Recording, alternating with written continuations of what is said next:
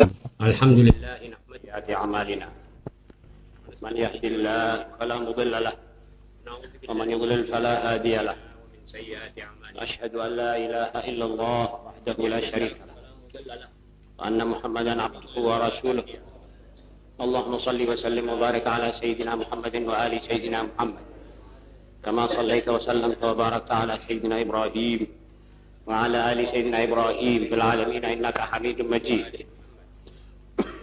أما بعد فإن أصدق الحديث كتاب الله وخير الهدي هدي سيدنا محمد صلى الله عليه وآله وسلم وأن شر الأمور محدثاتها وكل محدثة بدعة وكل بدعة ضلالة وكل ضلالة في النار. معاشر المسلمين, Assalamualaikum warahmatullahi wabarakatuh. Sebagai biasanya, marilah kita bersama-sama mengucapkan salat dan salam kepada junjungan kita Rahimakumullah. Di tangan saudara malam ini adalah diktat yang ke-14. Judulnya, apa yang harus Anda perhatikan? Memang di dalam umur kita yang jalannya cepat ini, banyak hal yang mesti kita perhatikan. Dan perhatian itu akan membawa keuntungan besar bagi kita semua. Akan membawa setidak-tidaknya perubahan dalam mengemudikan bahtera hidup ini ke depan. Ke alam yang berikut, alam dunia yang fana ini, yaitu alam akhirat. Kita sekarang menjalankan bahtera, perahu atau kapal kita ini menuju ke alam itu. Dan tidak mundur lagi ke alam rahim, di mana kita akan kembali dikandung oleh perut ibu kita sendiri lagi. Tidak mungkin itu. Jadi kita menuju ke depan. Perhatian kita tentang beberapa hal yang sebelum kita manusia-manusia ahli tasawuf dan aulia Allah dan ulama dinillah sudah lebih dahulu mensinyalir, melihat, malah mereka merasakan hal-hal semacam itu dan ditinggalkan untuk menjadi setidak-tidaknya bahan renungan bagi kita semua. Untunglah orang yang bisa mengambil manfaat, dan yang belum bisa mengambil manfaat hendaknya belajar untuk sedar dan menyadarkan. Zaman ini sudah tidak bisa memuat orang manusia hidup yang tidak sedar dan tidak tahu kemana, untuk apa, dan apa tugasnya di dalam dunia ini. Seakan-akan orang yang demikian ini merupakan penonton, dan dunia sekarang tidak ada tempat buat penonton. Ada tempat hanya buat orang yang main,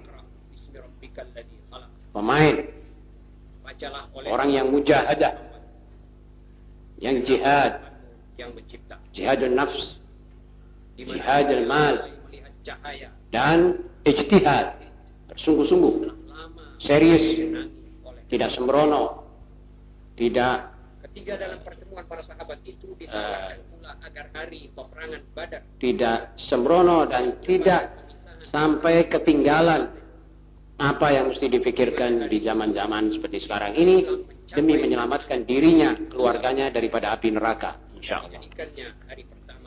Pertama, Al-Fudail ibn Iyad. Ini tokoh ahli tasawuf yang besar. Al-Fudail ibn Iyad.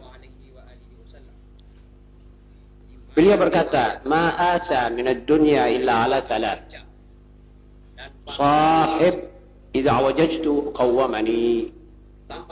Yang kedua, "Wa salatin fi jama'ah yuhmalu alayya sahwuha wa afuzu bi fadliha." Tiga, "Wa qutin min ad-dunya laysa li ahadin fihi minnatun wala lillahi tabi'ah." Ini salah ya. Minhu sebetulnya minnatun, dirubah. Artinya dunia ini kalau buat orang yang arif, kesepakatan mereka yang mau memerhatikan dan merenungkan dunia, maka dunia ini sebetulnya tidak ada sesuatu yang pantas disesali kalau luput, kalau tidak dapat. Dunia ini tidak ada yang disesali kecuali kalau toh ada, adalah 3. Pertama, seorang teman yang apabila kita salah, dia sanggup membenarkan, memperbaiki kesalahan kita. Yaitu seorang teman yang meluruskan kesalahan-kesalahanku apabila aku berbuat kesalahan. Begitu kata Al-Fudail bin Iyad. Mencari teman seperti ini jarang dan mungkin sulit untuk ditemukan.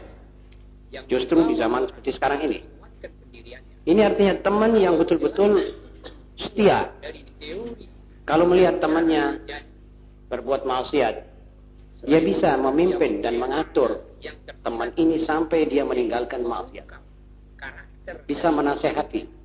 Alhasil bisa meluruskan lah. Kalau dia bengkok, nyeleweng, diluruskan. Diatur. Ini teman seperti ini jarang terdapat. Hendaknya kita sama-sama memohon kepada Allah menemukan teman seperti itu. Dan sekarang ini teman umumnya kalau kita mulai mau menegur, dia sudah marah. Dia merasa tersinggung.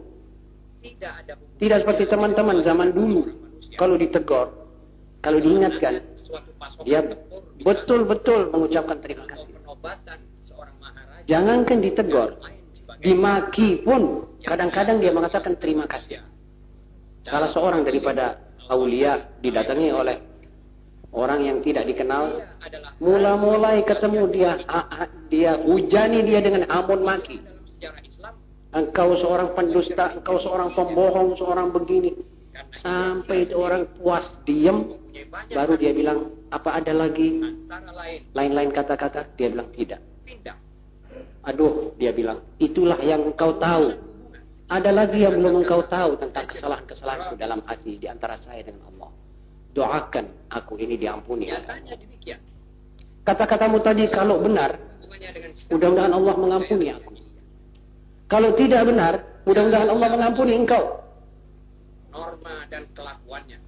Teman seperti ini jarang dan mungkin tidak ada lagi di dunia seperti sekarang. In kana haqqan ma taqul, fa Allah yaghfir. Wa in kana ghaira dzalik, Allah yaghfir lak. Kalau engkau mati aku, mungkin engkau salah, mungkin engkau nanti dimarahi oleh Allah. Mudah-mudahan saya sekarang mendoakan supaya Allah mengampuni engkau. Ma'asyiral muslimin. Makanya kata Fudail bin Iyad, dunia ini kalau ada teman yang seperti itu, pantas disesali kalau kita meninggal dunia. Tapi kalau selain itu, apa artinya dunia? Tidak. Sedunia kalau ada teman yang seperti itu, baik istri terhadap suaminya atau suami terhadap istri, teman terhadap temannya atau murid guru pada muridnya dan sebaliknya, itu namanya pengontrol. Ada pengontrol. Jadi sama-sama kita waspada, sama-sama kita prihatin. Tentu kalau banyak teman seperti itu, orang tidak akan berbuat maksiat. Tentu akan kurang pelanggaran-pelanggaran. Tentu orang lebih giat akan berbuat kebaikan. Kalau sudah tidak melanggar perintah Allah, berarti dia sudah di atas rel istiqamah dan ta'ah. Berkat seorang teman yang terus ngontrol. Dan ini juga ngontrol. Sama-sama melihat amalnya sendiri dan melihat amal temannya yang dikasihi ini. Kata Fudail bin Iyad, sahib idza wajajtu qawwamani. Yang kedua, wasalatin fi jamaah. Memang pantas disesalkan kalau kita meninggalkan dunia dan sudah tahu rasanya orang lezatnya orang sholat jamaah.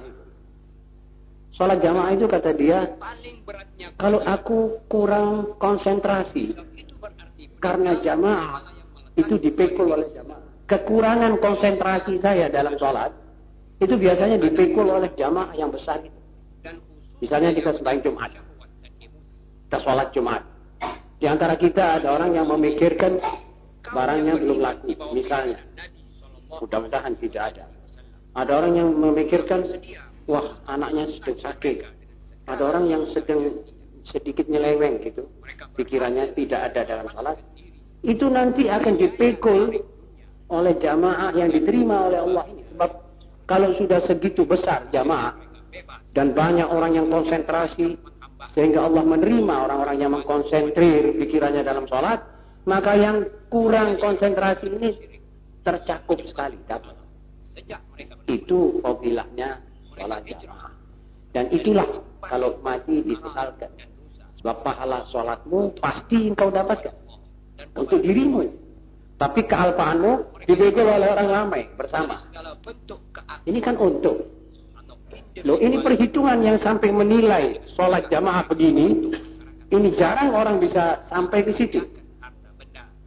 Nah, kalau orang sudah sampai ke situ, jelas dia tidak akan meninggalkan salat jamaah. Ada satu orang kalau sholat itu kadang-kadang sampai terlambat mencari orang. Engkau sudah sholat? Belum. Apa engkau mau sedekah? Sholat sekali lagi bersama-sama denganku supaya aku dapat jamaah. Oh, silakan. Mencari orang. Ada orang yang tidak demikian. Tidak perhatikan ini jamaah. Ya mungkin karena kurang pengertiannya atau kurang penelitiannya terhadap masalah ini.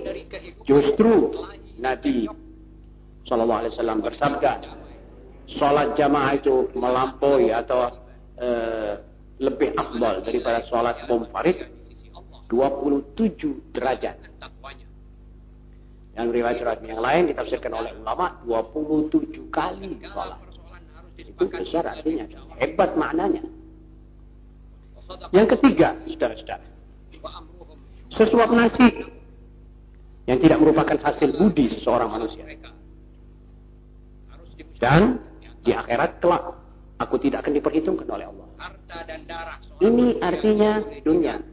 Dunia itu kalau kita mendapat sesuap nasi yang bukan kasihan orang, bukan pemberian orang, tetapi hasil pencarian sendiri, dan sesuap nasi itu nanti di akhirat tidak akan dipertanggungjawabkan oleh Allah karena halal, itulah pantas disesati.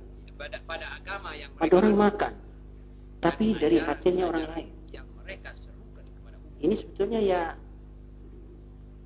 berat, apalagi dari mengambil hak orang lain, lebih jahat, sudah merupakan kriminal dan kejahatan. Jadi orang yang masih bisa mencari sesuap nafkah, sesuap nasi, mencari nafkah, dan berhasil mendapatkan sesuap nasi pagi, sesuap nasi sore, ini orang, dan tidak dikasih orang, ini orang bahagia.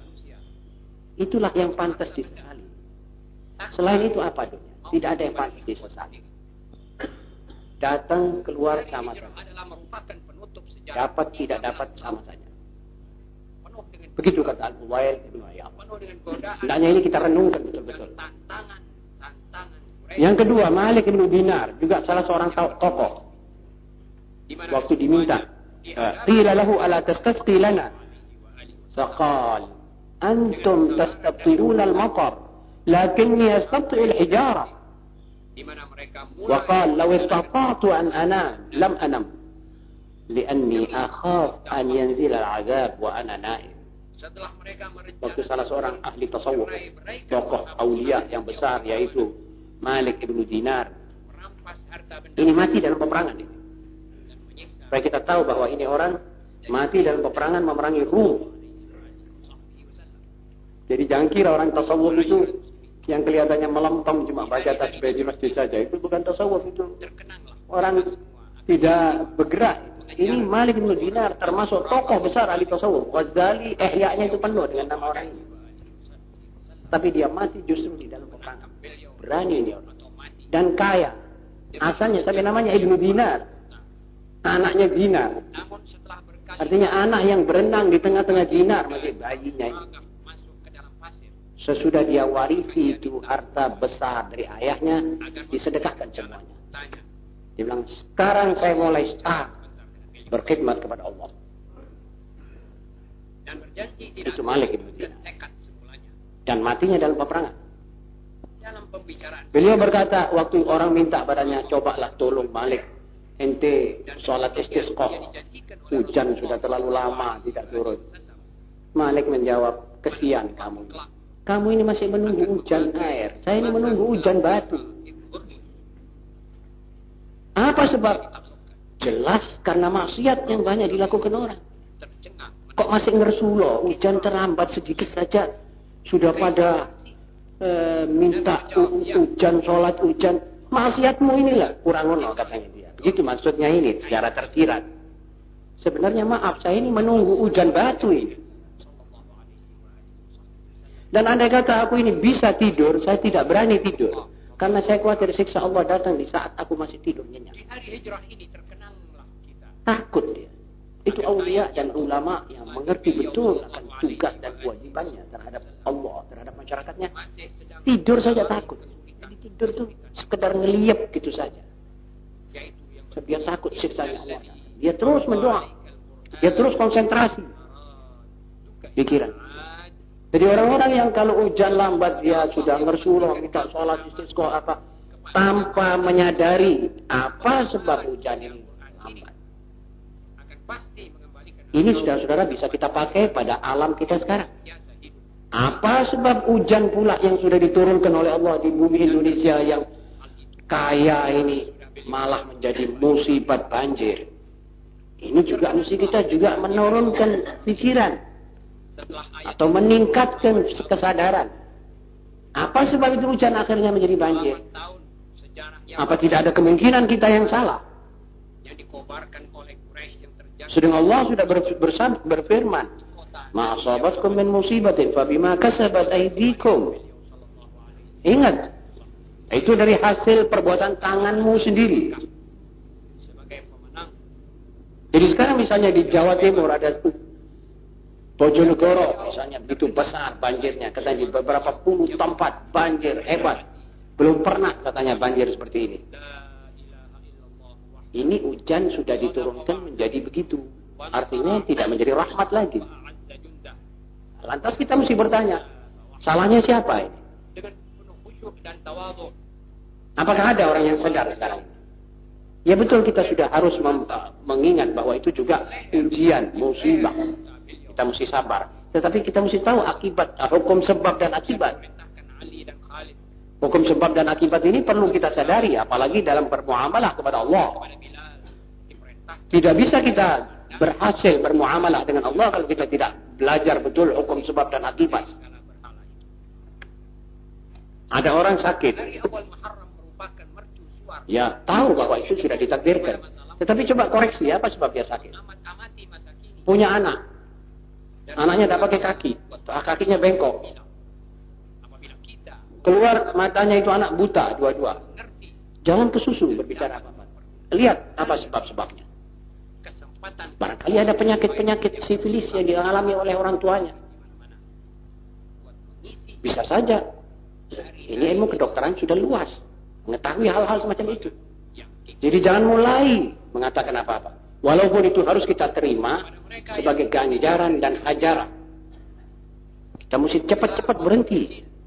Menghentikan segala kegiatan-kegiatan yang menyeleweng daripada firman dan sunnat Rasulullah SAW. Ini jelas sekarang. Rahmat berbalik menjadi musibat. Yang itu hari orang-orang menunggu hujan itu, sekarang mengatakan coba tahu jangan hujan ya Allah. Kalau sudah 3-4 meter. Apa halnya ini semua terjadi? Ma'asyiral muslimin. Begitu kata Malik ibn Dinar. Yang ketiga, Malik ibn Dinar juga pernah melihat salah seorang. Ra'a rajulan yusi'u fi salatih. Faqala inni arhamu iyalah. Faqila lahu hadha yusi'u fi salatihi wa tarhamu iyalah. Qala innahu kabiruhum wa minhu yata'allamun. Melihat ada orang sholatnya tidak genap, tidak cocok menurut sunnah Rasulullah SAW. Ya mungkin kecepatan atau sholat sambil noleh kanan kiri, mungkin ya tidak cocok gerak-geraknya. Lalu dia bilang, ya Allah saya kesian anaknya orang ini. Dia tunjuk Orang yang sholat itu sambil mengatakan, saya kesian anak-anaknya orang ini. Murid-muridnya bertanya, ini orang yang salah atau yang tidak cocok sholatnya. Pak guru mengasihani anak-anaknya. Iya, sekarang saya kesian anak-anaknya. Sebab ini orang merupakan pembesar yang harus ditiru oleh anak-anaknya nanti. Kalau sholatnya ayahnya begini, berapa saja anaknya akan meniru sholat model itu. Itu gurunya anak-anak. Dalam hal ini saudara-saudara, harus kita perhatikan bahwa kita juga sebenarnya harus hati-hati. Sholat ini satu ukuran. Tapi selain sholat juga yang lain-lain. Kalau kita suka nonton bioskop, juga dikias dengan ini. Kasihanilah orang-orang yang nonton bioskop. Loh, kenapa? Karena dia jadi gurunya anak-anaknya. Anak perempuan dan lelakinya. Guru dari istrinya. Guru daripada khaddam-khaddam yang kerja sama dia. Sebab dialah yang menjadi ustaz, gurunya menonton. Kalau kita lihat orang merokok, kasihanilah anak-anaknya. Pasti merokok. Kenapa? Dia gurunya. Dan seterusnya, dan seterusnya. Kiaskan ini sudah, ukuran sendiri. Ini dibawa misal sholat. Kebetulan ini Malik bin Dinar orang yang penglihatannya itu teliti. Ya buana gini, bapak gini sholatnya. Begitu maksudnya. Ada orang yang saya sendiri sering melihat. Dan mungkin saudara-saudara juga sering melihat. Kalau sholat itu takbir melirik-lirik ke kanan ke kiri. An-Nabi SAW yaqul hadza ikhtilasun yaqtalisu syaitan min salatil habd. Ini sholat sudah dicopeti oleh setan. Seperti orang kecopet ini orang. Sebab dia ini diputar lehernya oleh setan ke kanan ke kiri. Banyak sekali. Dan banyak sekali saya pernah mendengar orang yang membaca Alhamdulillah Rabbil Alamin sedang tangannya begini di dalam tasyahud. Tasyahudil akhir dia baca Fatihah. Itu artinya dia tidak ada sama sekali di situ. Ya apa anak-anaknya ini? Ini maksud Malik ibnu Dinar. Innahu kabiruhum. Ini dalam bab sholat. Karena dia waktu itu melihat orang, sering melihat orang di dalam sholat. Sekarang kita melihat orang masuk keluar bioskop. Lihat seorang ayah. Kalau masuk kamar mandi dia bersiul. Bagaimana anak-anaknya? Nyanyi. Muter-puterkan pita-pita yang dia tidak tahu apa artinya. Dan tidak tahu apa maknanya. Lagu-lagu pop.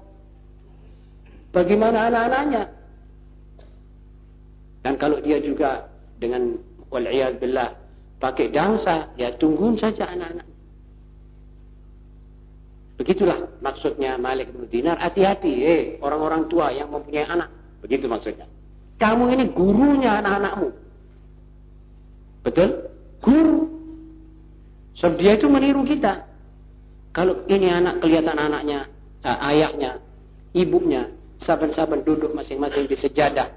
Di waktu-waktu senggang, mereka belajar agama, baca kitab fikih, kitab apa, rukun, tak apa. Itu anak-anaknya setidak-tidaknya akan belajar begitu. Setidak-tidaknya anaknya itu suka sholat. Kalau ayahnya suka sholat. Wa amma kalau sang ayah tidak pernah menghadap kiblat, a'udzubillah min zalik, anaknya lebih lagi. Jadi jangan heran kalau saudara melihat seorang anak yang mengatakan saya punya ayah muslim, saya punya nenek muslim, lalu dia masuk PKI. Saya tidak pernah lihat ayahnya menghadap kiblat. Apa sebabnya? Gurunya. Nah sekarang saudara mau pertanggungjawaban kepada siapa kesalahan ini? Itu nanti kesalahan itu berentet. Sampai termasuk mungkin ulama juga mendapat kesalahannya. Kenapa kamu tidak ajar? Kenapa kamu tidak membuat dakwah? Ulama mengatakan tidak semuanya majelis dakwah diizinkan. Bisa juga tidak diizinkan. Wah begitulah. Berputar-putar, akhirnya yang untung setan belaka. Jadi masalahnya ini masing-masing mesti tahu dirinya, mesti tahu kewajibannya. Ada orang menulis surat bahwa kenapa orang banyak masuk kebatinan? Nah, sebab katanya mereka tidak puas dengan ulama punya pengajian. Bagaimana lagi saudara-saudara? Saya atas nama diri saya dan atas nama ulama, saya mohon maaf dari orang-orang itu. Saya tidak sengaja begitu.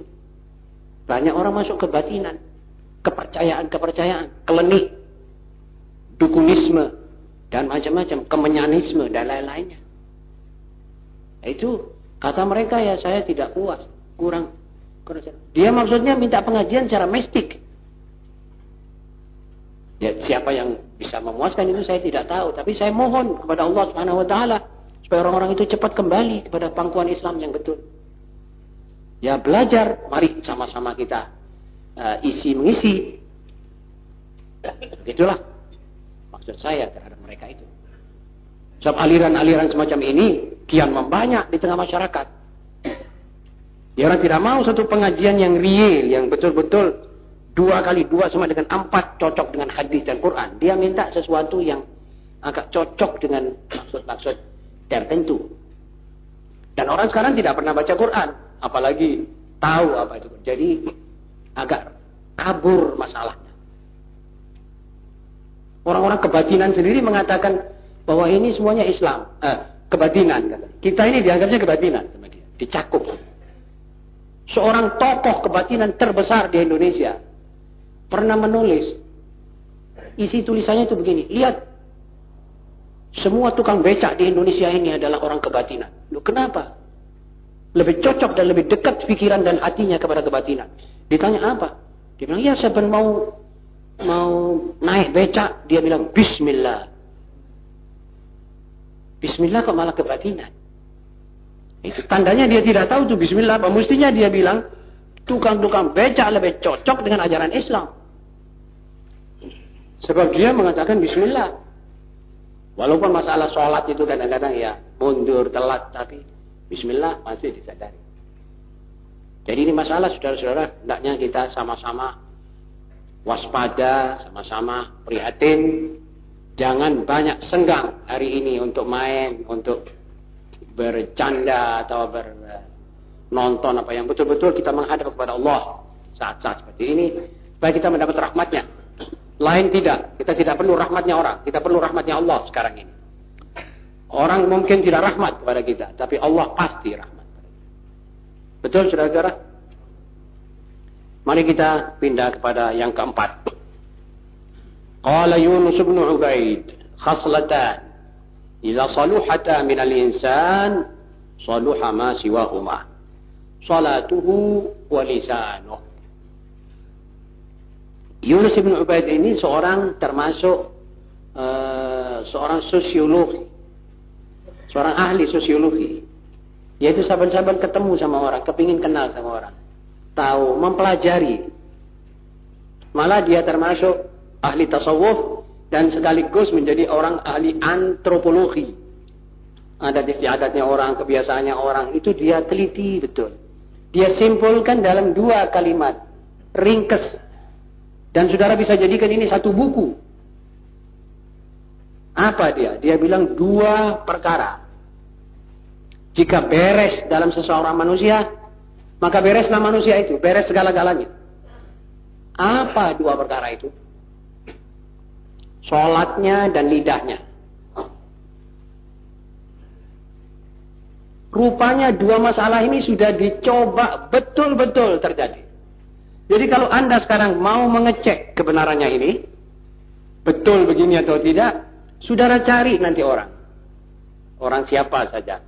Kalau saudara lihat sholatnya beres, artinya dengan khusyuk dia sholat.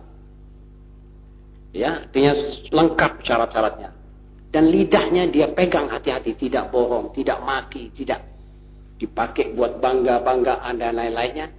Maka pasti orang ini beres segala-galanya. Kalau saudara titipi apa-apa, dia pasti amanat. Saudara serahi apa-apa, beres. Dan seterusnya. Kalau saudara lihat seorang sholatnya tidak beres,